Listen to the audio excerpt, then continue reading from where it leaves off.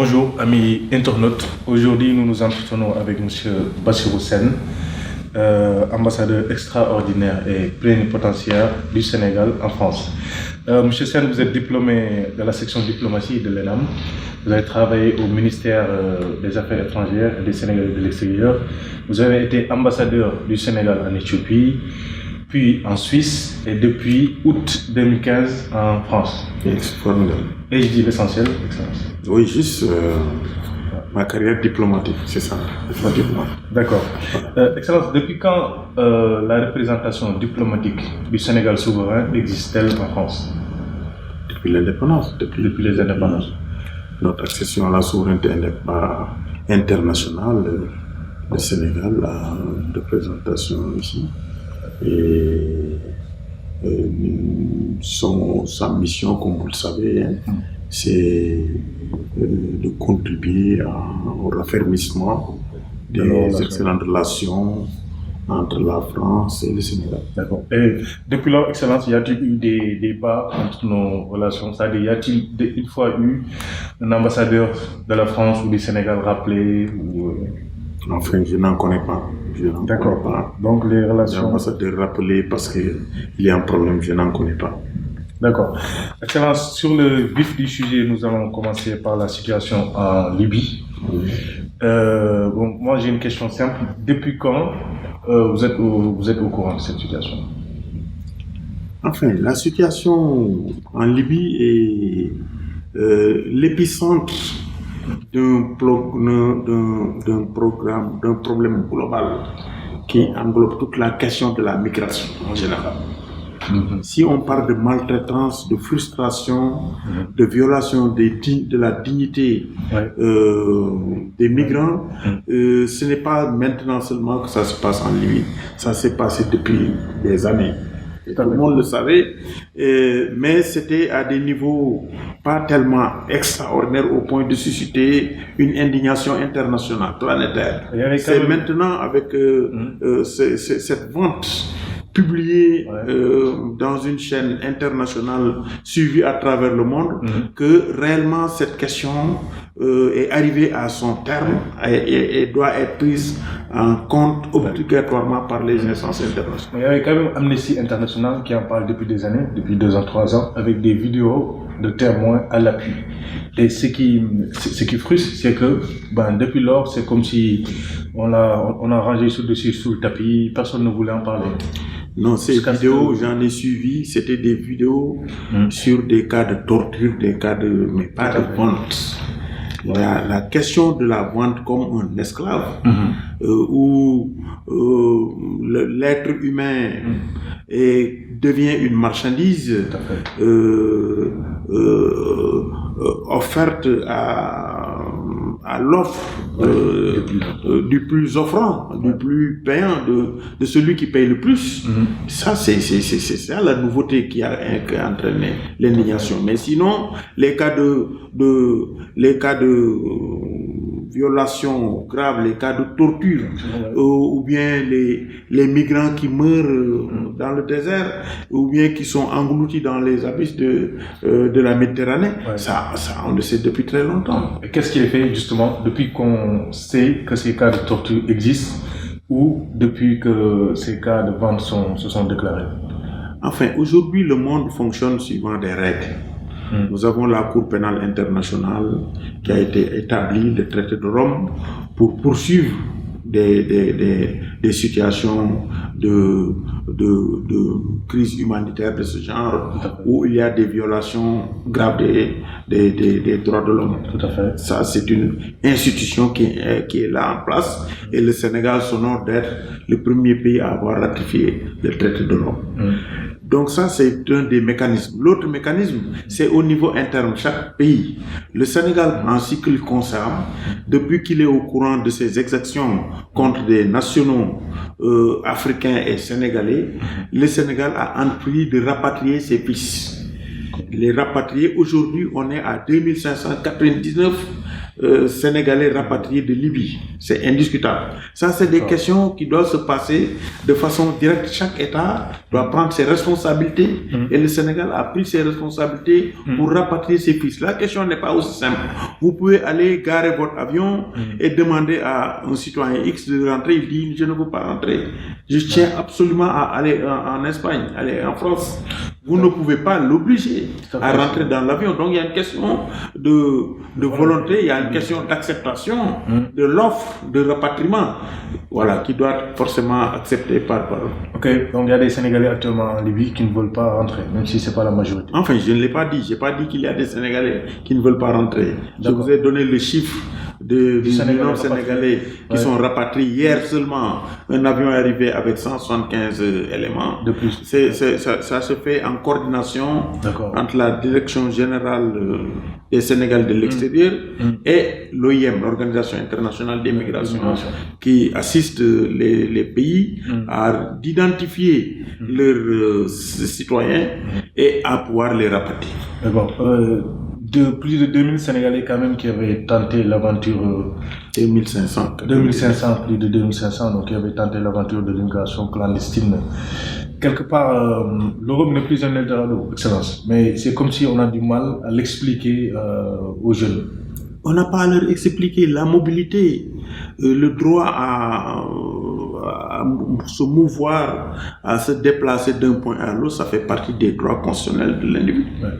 Quand l'individu prend ses moyens et brave le désert et la mer pour aller en France ou aller dans un autre pays, c'est son droit le plus absolu. Personne ne peut lui dire que vous n'y allez pas. Ce que nous refutons, c'est cette intelligence de la migration, cette intelligence qui s'enrichit sur le dos de migrants qui n'ont pas les moyens, qui n'ont pas les capacités de jugement et qui se laissent aller à des tentations et qui finissent dans des mains pour les exploiter et les vendre.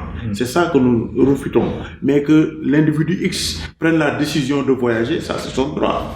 D'accord. Deuxième point, Excellence, la visite du président de la République de France, Macron, en Afrique, sans passer par le Sénégal, malgré une invitation du président Sall. Qui vous a dit qu'il y avait une invitation du président Sall? Personne ne vous l'a dit. L'ambassadeur de la France au Sénégal a dit que le président Sall a invité son Excellence Macron. Pour le 2 février 2018, en visite d'État, parce qu'il y a le partenariat mondial pour l'éducation qui va tenir un sommet à Dakar et ça va être co-présidé par le président Macron et le président Macky Sall. Okay, donc le président Macron sera au Sénégal en février en visite d'État en marge de ce sommet. Et il sera en visite d'État à Dakar. Ça c'est incontestable. Et cette visite au Burkina Faso, en Côte d'Ivoire et au Ghana. C'était dans le cadre du sommet aussi Union européenne, Union africaine à Abidjan, et il en a profité pour faire ces visites-là, qui étaient nécessaires aussi à notre sens. Et une remarque, Excellence, est que la tendance des parts de marché français au Sénégal était à la baisse. Mais jusqu'en 2013, actuellement, c'est le contraire. Mais les parts de marché des entreprises françaises au Sénégal sont à la hausse. Cela est notamment une conséquence des politiques publiques, des travaux de l'État confiés en grande pompe à des entreprises françaises. Pourquoi ce revirement? Mais ce revirement est dû certainement à l'expertise française, en tout cas pour ce qui concerne le train express régional. Qui a été confié, parmi d'autres, qui a été confié à la France, c'est à cause de l'expertise française. C'est indiscutable. Les trains français sont courus à travers le monde. Si vous allez dans tous les continents, vous allez voir ces trains qui circulent. Donc, le Sénégal a choisi la durabilité de l'investissement. Ouais. C'était facile de prendre un autre pays pour faire un lot, un autre pays pour faire un autre lot, mais après, s'il y a des problèmes, comment régler? Je pense que c'était très intelligent de donner l'ensemble de l'infrastructure à un groupe, à un pays, pour que son expertise soit aussi bien sur les lampes, sur les moyens de témoignage, d'allumage, sur les rails, à tous les niveaux. Je crois que ça fait partie oui, je sais que c'est non, je vous le conseille. Vous voulez autre chose. Mais sur ce plan, je veux insister que ça a été bien réfléchi. Un bon choix. Un appel d'offres qui a été fait. L'ensemble, tous ceux qui évoluent dans le secteur ont fait des propositions. Et l'investissement a été donné à la France. Et ça, c'est dans ce cadre pour être dans la durabilité, dans le moyen de superviser la Suisse. Il y a des pannes qu'on puisse avoir qui les réparer. Ensuite, sur à Diamniadio précisément dont vous parlez. Non, pas que Diamniadio, ça le problème est que la France est omniprésente. Vous avez parlé du terre. Non, pas omniprésente. Vous avez dit à un moment donné que les investissements étaient en déclin. Vous l'avez dit. Donc, à un moment donné. Justement, avant le PSE, mais depuis le début de l'exécution du PSE, la part de ces entreprises françaises grimpe. Vous avez parlé du terre, moi je vais parler de DFH. Il y a le retour du groupe Bolloré, il y a la gestion de l'AIBD, les boutiques de l'AIBD, etc. Donc, le constat est que la France revient en puissance, alors que la vision des gouvernements précédents était que le Sénégal gagnerait à diversifier ses partenaires économiques. Pourquoi ce revirement, simplement? Non, mais le Sénégal est dans la globalité. Le Sénégal, nous sommes dans un monde global. Tout à fait. Nous collaborons aussi bien avec la Côte d'Ivoire et le Mali qu'avec le Brésil, la Chine et l'Inde. Eux, ils viennent avec non seulement leurs moyens financiers, mais ils viennent avec leur expertise technique et technologique dont nous pouvons bénéficier, avec laquelle nous pouvons former nos jeunes pour être à niveau. Donc moi, je n'ai pas de gêne par rapport à l'augmentation de cet investissement. Je m'en réjouis et au quotidien, je m'emploie à faire progresser cet élan. Merci, Excellence. Votre mot de la fin. Mot de la fin, vous vous remerciez, vous félicitez et vous demandez de continuer dans cette dynamique pour expliquer à l'opinion ce qui se passe. Nous avons un pays reconnu pour sa démocratie, une vitrine qui a eu 2 alternances où c'est le chef de l'État au pouvoir qui a appelé son challenger pour le féliciter avant même la proclamation des résultats. Nous avons un pays où il y a un dialogue interreligieux évident. Nous avons un pays où le dialogue islamo-chrétien est une réalité, où donc ces rivalités qui existent ailleurs ethniques, Dieu a fait que nous ne les connaissons pas. Nous avons une nation.